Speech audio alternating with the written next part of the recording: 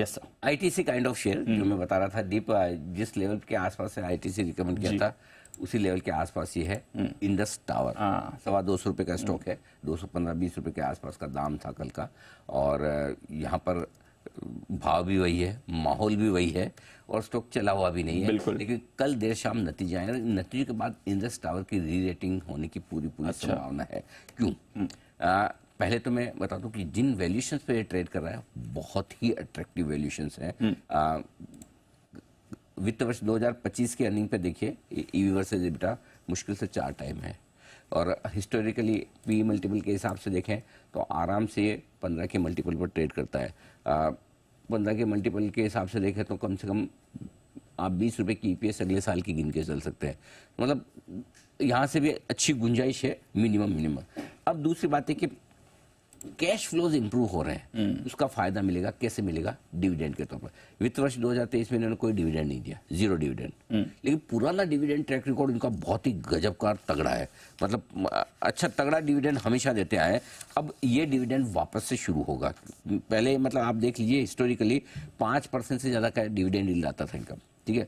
अब यहाँ पर क्या है, अब ये वापस से डिविडेंड देना शुरू करेंगे। क्यों करेंगे? 6 से 8% की डिविडेंड यील्ड आपकी बनेगी वित्त वर्ष 2024 और 2025 में, सॉरी 2025 और 2026 में, अगले साल से। क्यों बनेगी? उसका रीजन कैश फ्लो बहुत स्ट्रांग हो गया है इस कंपनी के। इस कंपनी की सबसे बड़ी समस्या, और जनरली इंफ्रास्ट्रक्चर कंपनी, ये टेलीकॉम इंफ्रा में है, टावर लगाने वाली कंपनी है, तो इनके लिए सबसे ज़्यादा पैसे की ज़रूरत बहुत होती है। तो यहाँ कैश फ्लो अगर मजबूत हो जाए तो इनकी 90% प्रॉब्लम सोल्व होगी। बात सही है। करेक्ट। 163 करोड़ का कैश फ्लो किया इस क्वार्टर में, और पिछले साल 621 करोड़ का नेगेटिव कैश फ्लो था। बिल्कुल। अब ये क्यों हो रहा है वो समझिए। इनके जो डाउटफुल डेट्स है उसमें रिकवरी बहुत स्मार्ट होती हुई दिख रही है। मार्च 2023, 9 महीने पहले की बात कर रहा हूँ, 9 महीने पहले दीप इनके 5300 करोड़ रुपए के डेट ऐसे से डाउटफुल थे। आपको पता है किससे लेने थे?